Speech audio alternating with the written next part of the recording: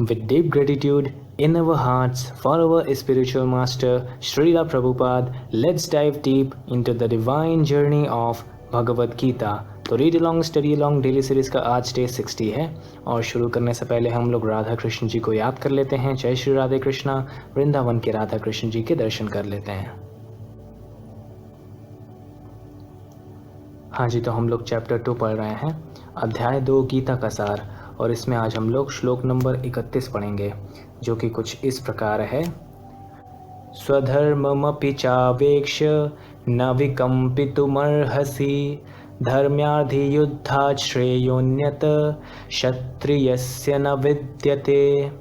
इसका अर्थ है, क्षत्रिय होने के नाते अपने विशिष्ट धर्म का विचार करते हुए तुम्हें जानना चाहिए कि धर्म के लिए युद्ध करने से बढ़कर तुम्हारे लिए अन्य कोई कार्य नहीं है, अतः तुम्हें संकोच करने की कोई आवश्यकता नहीं है। इसका तात्पर्य है, सामाजिक व्यवस्था के 4 वर्णों में द्वितीय वर्ण उत्तम शासन के लिए है और क्षत्रिय कहलाता है। हमने आपको बताया था 4 वर्ण थे, ब्राह्मण, क्षत्रिय, वैश्य और शूद्र, और उसमें से दूसरा जो है वो क्षत्रिय है।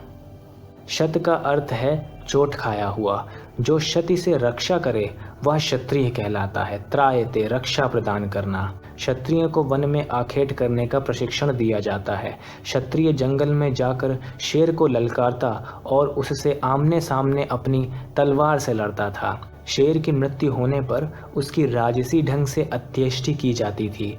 आज भी जयपुर रियासत में क्षत्रिय राजा इस प्रथा का पालन करते हैं। खैर, ये 1960-70s की बात होगी, लेकिन अब तो स्ट्रिक्ट रूल्स हैं, अब तो कोई ऐसा नहीं करता है। क्षत्रियों को विशेष रूप से ललकारने तथा मारने की शिक्षा दी जाती है, क्योंकि कभी कभी धार्मिक हिंसा अनिवार्य होती है। इसलिए क्षत्रियों को सीधे संन्यास आश्रम ग्रहण करने का विधान नहीं है। राजनीति में अहिंसा कूटनीतिक चाल हो सकती है, किंतु यह कभी भी कारण या सिद्धांत नहीं रही। धार्मिक संहिताओं में उल्लेख मिलता है, आवेशु मिथोन्योन्यम जिघासन्तो महीक्षितः युद्धमानः परम शक्त्या स्वर्गम यान्त्य आपरान मुखाः यज्ञेषु पशवो ब्राह्मण हन्यन्ते सततम द्विजैः संस्कृतः किल मंत्रैश्च तेपि स्वर्गम आवाप्नुवन्। इसका अर्थ है, युद्ध में विरोधी ईर्ष्यालु राजा से संघर्ष करते हुए मरने वाला राजा या क्षत्रिय को मृत्यु के अनंतर वे ही उच्च लोक प्राप्त होते हैं जिनकी प्राप्ति यज्ञाग्नि में मारे गए पशुओं को होती है। मतलब युद्ध में मारे गए क्षत्रियों को जो उच्च लोक प्राप्त होते हैं, वही उच्च लोक ऋषि मुनियों को भी प्राप्त होते हैं यज्ञ करने के बाद, और इन यज्ञों में पशुओं की बलि दी जाती है। अब यहाँ पर आप लोग सोच रहे होंगे कि पशुओं की बलि देना शायद सही नहीं है, लेकिन अभी आगे श्रीला प्रभुपाद जी इसको क्लियर करेंगे। अतः धर्म के लिए युद्ध भूमि में वध करना तथा याज्ञिक अग्नि के लिए पशुओं का वध करना हिंसा कार्य नहीं माना जाता, क्योंकि इसमें निहित धर्म के कारण प्रत्येक व्यक्ति को लाभ पहुंचता है और यज्ञ में बलि दिए गए पशु को एक स्वरूप से दूसरे में बिना विकास प्रक्रिया के ही तुरंत मनुष्य का शरीर प्राप्त हो जाता है। मतलब युद्ध में क्षत्रिय भी मर रहा है और यज्ञ में पशु भी मर रहा है, लेकिन दोनों को ही उच्च लोक की प्राप्ति हो रही है। एक मनुष्य के रिस्पेक्ट में उच्च लोक स्वर्ग है, तो वो जो क्षत्रिय है वो स्वर्ग में चला जाएगा, और जो पशु है उसके लिए उच्च शरीर मनुष्य है तो उसको मनुष्य प्राप्त हो गया। तो इससे सबका फायदा हो गया। इसी तरह युद्ध भूमि में मारे गए क्षत्रिय यज्ञ संपन्न करने वाले ब्राह्मणों को प्राप्त होने वाले स्वर्ग लोक में जाते हैं। स्वधर्म 2 प्रकार का होता है। जब तक मनुष्य मुक्त नहीं हो जाता, तब तक एक मुक्ति प्राप्त करने के लिए धर्म के अनुसार शरीर विशेष के कर्तव्य करने होते हैं। मतलब अपनी स्पिरिचुअल लाइफ की रिस्पॉन्सिबिलिटी लेना, ये एक पहला स्वधर्म है।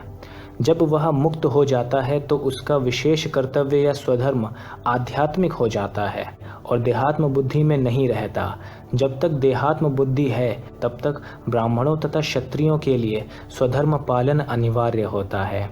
स्वधर्म का विधान भगवान द्वारा होता है, जिसका स्पष्टीकरण 4th अध्याय में किया जाएगा। हम लोग 4th चैप्टर में देखेंगे स्वधर्म और वर्णाश्रम के बारे में। शारीरिक स्तर पर स्वधर्म को वर्णाश्रम धर्म अथवा आध्यात्मिक बोध का प्रथम सोपान कहते हैं, मतलब वर्णाश्रम को फॉलो करना। It is the first step towards the spiritual progress. वर्णाश्रम धर्म अर्थात प्राप्त शरीर के विशिष्ट गुणों पर आधारित स्वधर्म की अवस्था से मानवीय सभ्यता का शुभ आरंभ होता है। हम 4th चैप्टर में और डिटेल से पढ़ेंगे कि कैसे भगवद गीता ये बताती है कि ब्राह्मण का बेटा ब्राह्मण नहीं है, शूद्र का बेटा शूद्र नहीं है। It all depends on the qualities of that person. ये जात पात जो भी बनाया है सब लोगों ने बनाया है, भगवान ने नहीं बनाया है। वर्णाश्रम धर्म के अनुसार किसी कार्य क्षेत्र में स्वधर्म का निर्वाह करने से जीवन के उच्चतर पद को प्राप्त किया जा सकता है। हाँ जी, तो आज है संडे 5 जुलाई। चलिए नज़र डालते हैं इस वीक की कंसिस्टेंसी रिपोर्ट पर।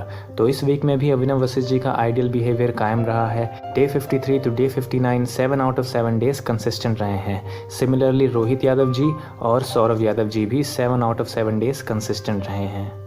अभिषेक कुमार जी इस वीक में केवल 3 आउट ऑफ 7 डेज कंसिस्टेंट रहे हैं, but still no problem. Y?